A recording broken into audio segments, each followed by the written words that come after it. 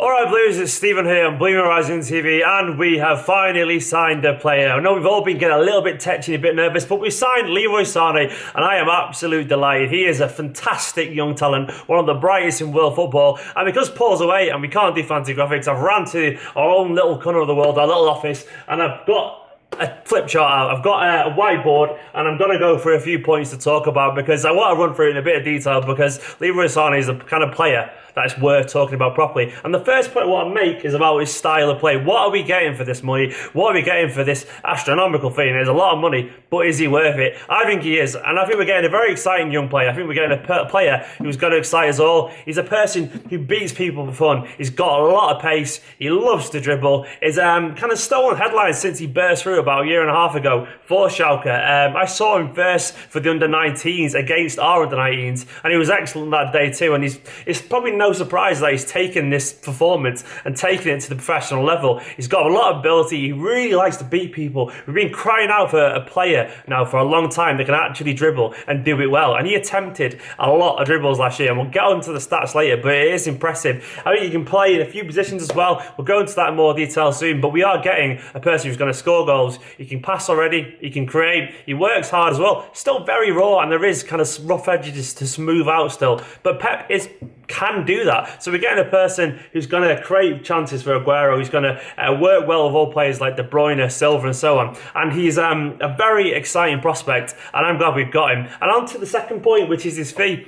Is it too much money? Some people probably will say it is, but he is still one of the brightest young talents in European football, if not the world. He's probably Germany's brightest talent at the moment, and it's probably telling that Bayern were in for him. We've seen lots of snide digs from him in Asia saying he's coming to City only because of money and not necessarily for football. Well, I don't know about you, but I think we're a pretty good football team, and I think we'll do all right for him. But yeah, it's a lot of money, but these days, given the fact that United are about to spend 100 million Pogba, we spent ourselves as well quite a bit of money on Sterling and De Bruyne last season. Watford are turning down nearly 40 million for Ighalo, and in general, the game has gone mad with money.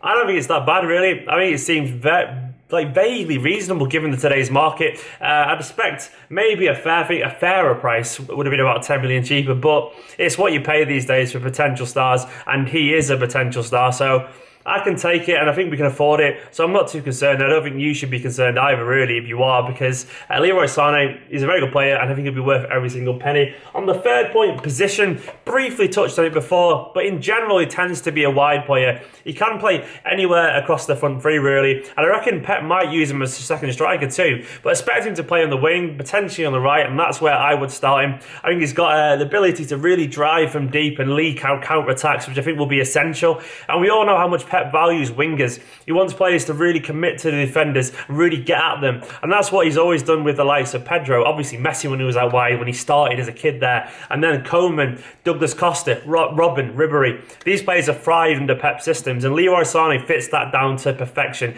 He is the archetypal Pep winger. I can see him playing either on the left or right, probably on the right in my opinion, but he can do either job. And maybe if we don't sign a striker, and it doesn't look like that we're going to, as a second striker, a backup potentially, and I think he could do a job in a number of roles across the front line, and that's probably why Guardiola's so drawn with him in the first place, because he will be an invaluable player for years to come. And the fourth point, who will he replace? That's the big one. If I was Jesus Navas now, I would be worried, and probably would be worried if I was Raheem Sterling too.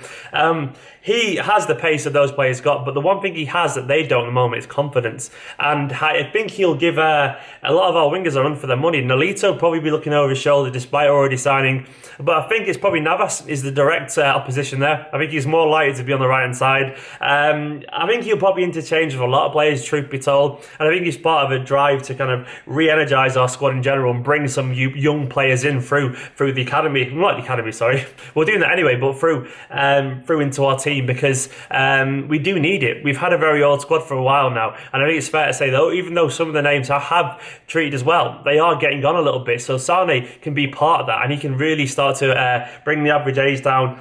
But in general, yeah, he could replace quite a few players, but I think he'll be part of a team that rotates quite a lot, quite heavily. I can't see him starting every game despite the fee, but it's going to be interesting to see. But for now, I would say he's probably Sterling and Navas most at risk. And on to his stats. This is where it gets interesting. He attempted around 200 dribbles last year in the Bundesliga.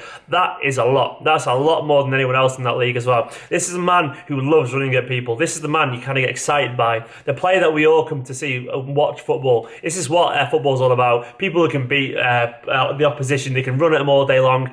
And he's exciting as it gets. I love that personally, the player. That's why we pay money to go and watch football, because we don't want to see deep draws. We want to see goals, and this is what he brings.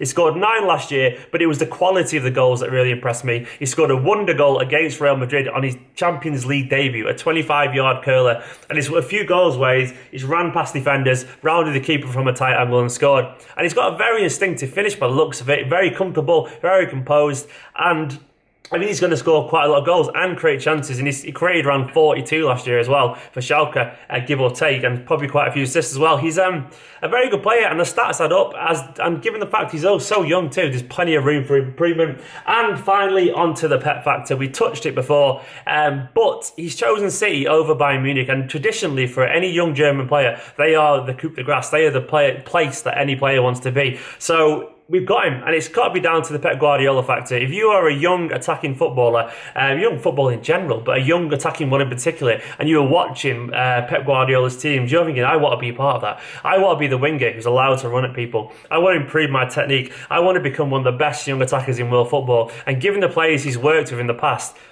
well, he's proven he can do that. He can develop these young talents into that. He took Kingsley Coman on loan from Juventus, an inspired move, and made him one of the most exciting young wingers in world football. Douglas Costa went up a level when he moved to Bayern. Obviously, Robin and Ribery, they look re-energised under his reign. And in general, this suits Sané down to a T. He's probably thinking, I can become a world star under Guardiola. And he was also rumours that he spoke to him on the phone as well. So Pep, he does have that X factor, the X factor that we probably lacked for a long time. I think it's probably fair to say that if Pellegrini was still around, he probably wouldn't be, knocking down the door. But he isn't, and we have Guardiola, who's an incredible manager, and now we have one of the most exciting young players in world football. There's probably something I've missed here, but Blues. But what do you reckon to this signing? I can't wait to see him next year. For me, he goes straight into my team. I think he's going to be exceptional. I think the players are going to love him. I think the fans are going to love him too. And I think he's going to score plenty of goals for us, and just putting loads of exceptionally talented, driven performances. Get in the comments below. Let us know what you're thinking. Are you finally relieved to see a player over the finishing line? And I can't wait. It's just shame I haven't got the transfer target to put him in the middle. But yeah, Blues, drop a like on the video, get in the comments below. Enjoy Leroy Sane, subscribe, and we'll see you soon.